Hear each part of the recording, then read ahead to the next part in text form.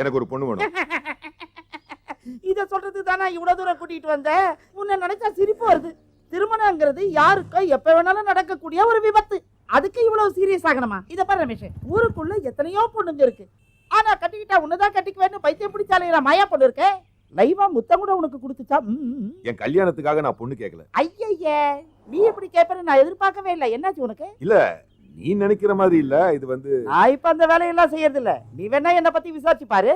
ஆனா எனக்கு அசிங்கமா இருக்கு ரமேஷ். கடைசியில என்ன புரோக்கர் ஆக்கிட்டியே. அத கழுத. இது என்ன பிடிச்ச பேய ஓட்ட ஒரு பூஜை, ஒரு குத்தாட்ட ப்ரோகிராமோட. அதுக்கு ஒரு பொண்ணு வேணும். ஓ, டிவில வர அந்த மாநாட மயிலாட மாதிரி கேக்குறியா? அதேதான். ஒருத்தி என் கூட ஆடணும், பாடணும். ஊர்க்காரங்களும் என் கூட சேர்ந்து ஆடுவாங்க, பாடுவாங்க. என்ன?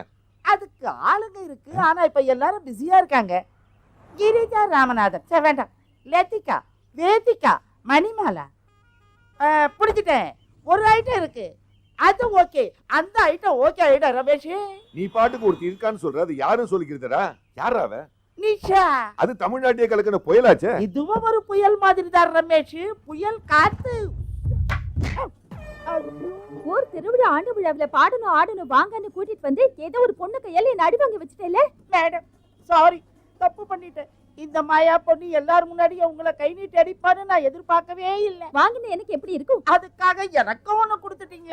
Where is that young man? என்ன சொன்னீங்க? என்ன கூட்டிட்டு வர சொன்னா அது குரங்கு எங்க? ஓ ரமேஷா, போங்க. அவ வீட்டுக்குள்ளேயே இருந்துகிட்டு இல்லன்னு சொல்லுவான். ஓங்கி விட்டனா? இது எல்லாத்துக்கும் காரணம் நீதான். அது தர உனக்கு தான். போய் வாங்கிக்கோ. நான் என்ன செஞ்சேன்? என்னதான் செய்யல? போயா. நான் வரேன். ஒண்ணு வேணாம், நீ இங்கே இரு. வர நான் இல்லன்னு சொல்லிடு. ரமேஷ் இங்க இல்ல. அவன் பெண் போலீஸ் அடிச்சு செத்துட்டான். நல்ல கட்டியா தான் இருக்கா. இருந்தாலும் அவகிட்ட மாட்டிக்காம தப்பிச்சாகணும்.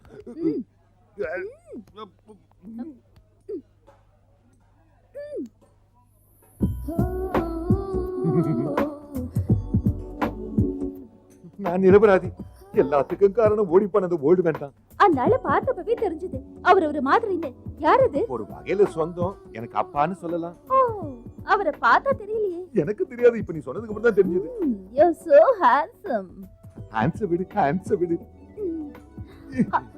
அடிக்கடி கூப்பிடு, நான் வரேன். ஆடலாம் பாடலாம். Okay okay, bye. பை. புயல போல வந்தா பூனை மாதிரி போயிட்டாங்க.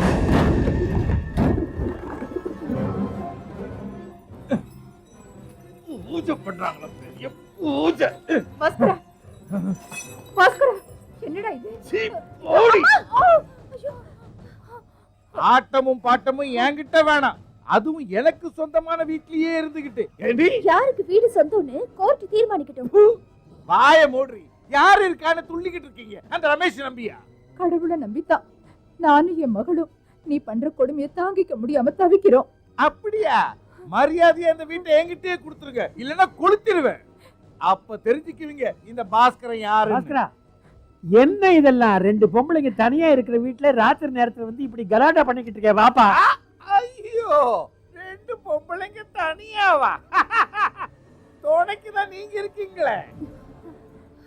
ஏண்டா கிழவா, செத்து போன எங்க அப்பா ஐயப்பங்கிட்ட பொய்ய சொல்லி பொண்ணு விளைகிற இந்த இடத்தை இந்த கழுதைங்களுக்காக வக்காலத்து வாங்கி எழுதி வைக்க சொன்னது நீதானடா? சொல்லுடா. யாரையும் ஏமாத்தி இந்த இடத்தை பிடிக்கல. பக்குவப்பட்டு நீயா திருந்துற வர யார் சொன்னாலும் உங்க அப்பனுடைய பரந்த மனசு ஒரு நாளும் உனக்கு புரியவே புரியாது. உங்க அப்பா தானமா கொடுத்த இந்த இடத்தை நீ பாவம் இவங்க நிறுத்துறா. நீ வேணா இவங்களை உன் வீட்டுல கொண்டு போய் வச்சுக்க. தானம் அது கதை. அன்னைக்கு நீதான் எழுதி வாங்கிக்கிட்டல்ல, சொல்லுடி. அது காரியத்துக்கு. அதுக்கு தானே உன் தெய்வம் ரமேஷ் கோர்ட்டு படிக்கிட்டு ஏறி போதுறான் என்கிட்ட. என்னாச்சு? அவன் இந்த அம்மாவையும் பொண்ணையும் கூட்டிக்கிட்டு தினம் ஊரை சுத்தி வரணும். அதுக்கு தான்டா. இதோ இந்த சிரிக்கி இருக்காளே, இவளுக்கு அவனை பார்த்தாலே ரத்தம் சூடாயிடும். கூட்டி கொடுக்க இருக்கீங்களா ரெண்டு மாமனுங்க. பாஸ்கரா, நானும் உன்ன மாதிரி தண்ணி அடிக்கிறவன் தான். இப்படி தண்ணி அடிச்சுட்டு கலாட்டம் பண்ண மாட்டேன். இது தண்ணி அடிச்சதுனால இல்ல, உனக்குள்ள இருக்கிற வெறுப்புனால. பெண்களை மதிக்கிற ரமேஷ பத்தியோ பாவம் இந்த அப்பாவிகளை பத்தி இப்படி கீழ்த்தரமா முடிச்சு போட்டு பேசினேன்னு வச்சுக்க, அந்த தெய்வம் கூட உன்னை மன்னிக்காது. இதுக்கு மேல பேசினா பொளந்துருவேன். பாஸ்கரா, எனக்கு தாங்க சக்தி இருக்குடா. நீ அடிச்சாலும் உதைச்சாலும் நான் சொல்றத சொல்லுவேன். பச்சே, இவன் சுயபத்தில இல்ல, உனக்கு தெரியுமில்ல, இவனுக்கு தெய்வம் கூறி கொடுக்கும். அதை நான் வாங்கிக்குவேன். பாம்பின் கால் பாம்பறியும், அவங்கிட்ட சொல்லி வை, இந்த வீட்டை நான் விட மாட்டேன். தள்ளி நில்றா.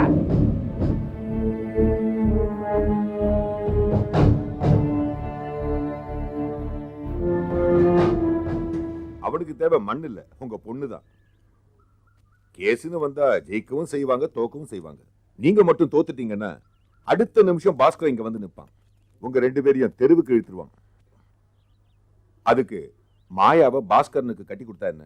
அவ அதுக்காக தானே ஆடுறான். பணம், சொத்து, அதிகாரம் எல்லாம் அவன்கிட்ட இருக்கு. இப்படி சின்ன குறைகள் இருந்தா கூட உங்க பொண்ணை கட்டி கொடுத்தா எல்லாம் சரியாயிடும் தோணுது. அவளோட மனசுல தெரியும். அதான் இந்த பிரச்சனைக்கெல்லாம் காரணம். அவன் இந்த அளவுக்கு துள்றான்னா அவன் கூட இருக்கிறவங்களும் தூண்டி விடுறாங்க. பாஸ்கரனை எதிர்த்து இந்த மாயா பஜார்ல எத்தனை நாள் இருக்க முடியும்னு நினைக்கிறீங்க? இந்த உலகத்துல மாயா பஜாரையும் மாயனூரையும் தாண்டி வேற ஊர்களும் இருக்குல்ல. ஏதாவது ஒரு டீ கடையில 10 பாத்திரம் தேய்ச்சாவது நாங்க வயித்த கழுவிப்போம். அது இல்லாம பாஸ்கரனை கட்டிட்டு தான் வாழணும்னு ஒரு நிலைமை வந்துச்சுன்னா அதை தூக்கி எரிஞ்சிட்டு போயிடுவேன். வாழ்க்கைங்கிறது ஒருத்தர் சந்தோஷமா வாழறதுக்காகத்தான், சாகிறதுக்காக இல்ல. தனக்கா தெரியாத விஷயத்த சொன்னா கேட்டுக்கணும், அதான் நல்லது. நீ குணாவையும் பச்சையும் கூட்டிட்டு ஹாஸ்பிட்டலுக்கு போய் சாப்பாடு கொடுத்துட்டு வா. பொன்னம்மா, நீங்க குமரனை கூட்டிட்டு கோர்ட்டுக்கு வந்துருங்க, நாங்க வந்துடுறேன்.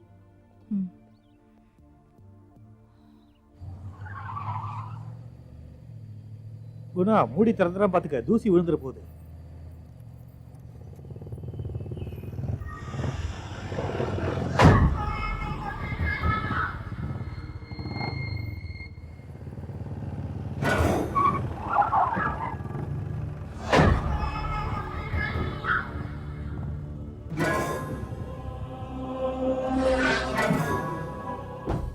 தாய்க்காரி அந்த ரமேஷ் கூட கோர்ட்டுக்கு போயிருக்கா.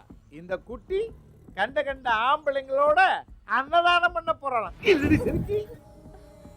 ஐயோ, ஆஸ்பத்திரியில சாக கிடக்கிறவங்களுக்கு அன்னதானம். விக்ரமா, என்ன தோக்கடிக்க கேஸ் போட்ட ஆளை ஜெயிக்க விட்டுலாமா? என்ன செய்யணும்னு சொல்லு தலைவா.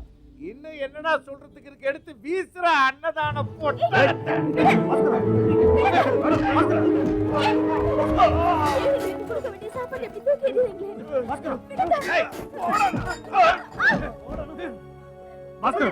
நீயும் ரமேஷும் போதிக்கணும், நீங்க போதிக்கணும். பாவ நோயாளிகளுக்காக கொண்டு போற சாப்பாட்டை தெருவில் தூக்கி எறிய நீ ஒரு மனுஷனா? அவங்கிட்ட போய் சொல்லு என்கிட்ட மோத வேணான்னு.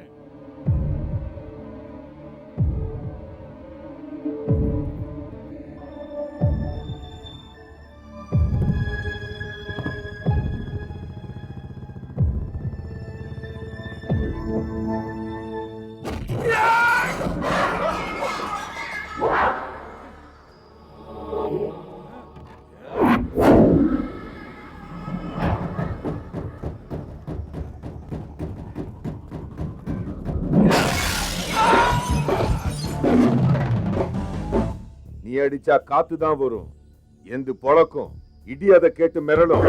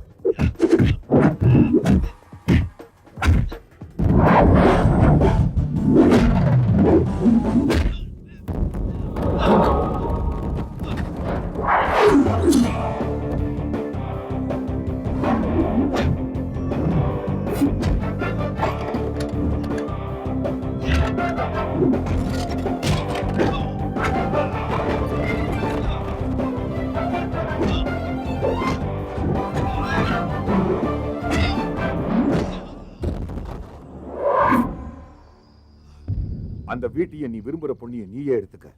ஆனா பாவப்பட்டவங்க சோத்துல மண்ணள்ளி போட்டேன்னு வச்சுக்க, அவனை புடி சோறு கூட நாளைக்கு உனக்கு இல்லாம போயிடும். சோறு தாண்டா உயிர். நேரத்துக்கும் காலத்துக்கும் இது மட்டும் கிடைக்கலன்னு வச்சுக்க, எந்த கொம்பனாலையும் எழுந்து நிக்க கூட முடியாதுடா. ஒண்ணு நல்லா புரிஞ்சுக்க, இது இருந்தாதான்டா மனுஷன். இத நீ புரிஞ்சுக்காம இந்த திங்கற சோத்த மண்ல வீசினல்ல, இந்த சோத்த நீயே தின்னுடா. தின்னுடா, தின்னுடா, தின்னு. உன்னோட ஆட்டத்தை இதோட நிறுத்திக்க பாரு, இல்லன்னா அதனால உனக்கு தான் நஷ்டம்.